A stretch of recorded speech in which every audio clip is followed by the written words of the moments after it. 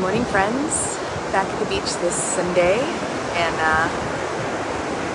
we have a pretty sky back there. A few clouds, but we'll see. So I wanted to talk this morning about being still, being calm. This is one of those easier said than done things that can easily become a should for us. I know I should take time for this and that, and then it just, should leads to shame and doesn't really help us. But a lot of that's because we sort of activate that cerebral part of ourselves where we want to, judge and label and organize everything and, measure it, and that's okay. That's humanness. That's what we do. But might we find spaces and places where we can calm that and quiet that? Maybe like the beach at sunrise. There's a lot of places in the ancient texts, scriptures, that talk about being still.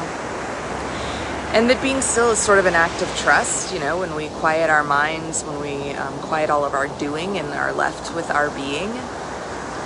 It's right-sizing us. It's sort of showing us who we are, and that we trust that we're not in charge of all of it, that we're not in control of all of it, that we can sort of let go and let God. And,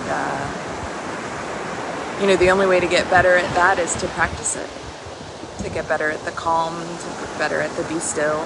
It doesn't mean that everything that you worry about will go away. That's not the promise, but when we can carve out moments for stillness and calmness and practice that, there becomes a way in which we can have a certain gentleness and compassion even when things are crazy, because we spent the time, and it's like a muscle, where we've exercised that muscle, and it'll be there for us when we need it. I heard a beautiful meditation in a yoga class this week. Shout out to Dee Pope if she's watching, about that we are fluid, that we are liquid, and our container changes, but when we are gentle and calm, we can just sort of change with it, and it doesn't affect the core of who we are. And that reminds me a lot of life, that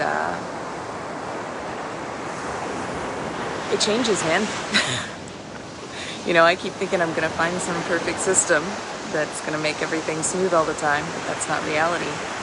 So instead I must become fluid, find the space for myself to be calm in the chaos,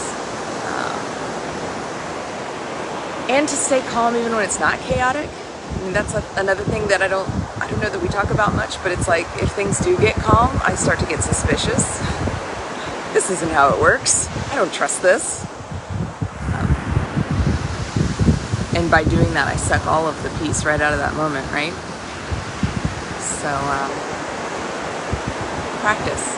Maybe you can be still for a minute. Maybe you can be still for a few. And don't judge it. Let it be what it is. If you're very distracted, or if you're still very anxious in the midst of your stillness, okay. That's fine. That's part of it. And then maybe you try again. My friend Jesus was a big fan of taking time away to be still, to be calm, to seek the peace. And, it's just an undervalued part of what I think it means to be human. Lots of scripture verses talk about be still and know that I am God. And I've heard a sung meditation that says, be still and know that I am God. Be still and know that I am. Be still and know.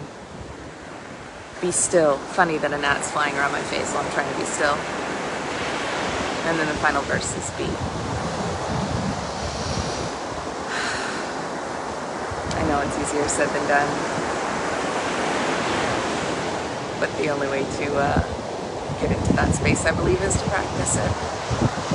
So find some space for yourself today to practice the beingness of humanity, and honor that it's hard to just be. We're not good at it. We're not taught that very much. and congratulate yourself for the space of trust that it requires of you to be still, to not plot and plan and organize and label and narrate. And send you peace and love and hope while you do that today, hopefully. And my prayer for you is that you will continue to practice just being still and knowing. Being still and knowing that I am. Being still and knowing that I am God.